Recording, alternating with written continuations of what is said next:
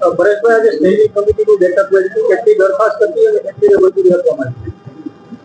આજની સ્ટેન્ડિંગ કમિટીની બેઠકમાં 24 દરખાસ્ત હતી, 2 પેન્ડિંગ રાખી છે વધુ અભ્યાસ અર્થે અને 1 નામંજૂર કરી છે.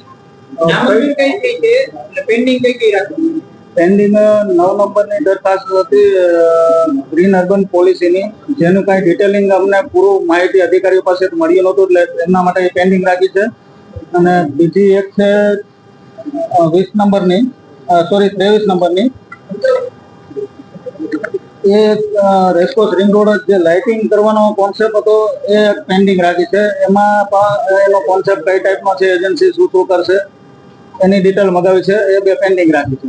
અને નામંજૂર પેડક રોડ અને કલાવ રોડનું જીમનું જે સંચાલન છે, જીમ સંચાલન કરતી હતી, એમને ત્યાંથી રિવ્યુ થોડાક ત્યાંના સ્થાનિક કોર્પોરેટરોના ખરાબ આવ્યા અને સ્ટેન્ડિંગ કમિટીને એવું લાગે છે કે 6,30,000 રૂપિયા 2 જીમના સંચાલનના વાર્ષિક કોર્પોરેશન આપતા હતા, તો એમાં સ્ટેન્ડિંગને એવું લાગી રહ્યું છે ક્યાંક ને ક્યાંક કે તેમાં વધારે પૈસાનો ટૂંકમાં ફાયદો કોર્પોરેશનને થાય.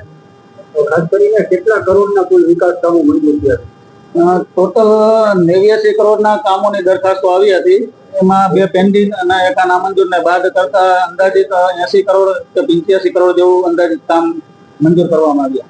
એક તરફ ખર્ચ બચાવવાની વાત થાય છે, બીજી તરફ આ રેસકોર્સને લાઇટિંગની અત્યારે શું જરૂર છે? એટલા માટે જ આપણે પેન્ડિંગ રાખ્યું છે કે 5 પદાધિકારીઓ અને પાર્ટીના આગેવાનોની સલાહ અને માર્ગદર્શન લઈને પછી આગામી દિવસોમાં એના માટે વિચારશું કે કરવું કે નહીં કરવું.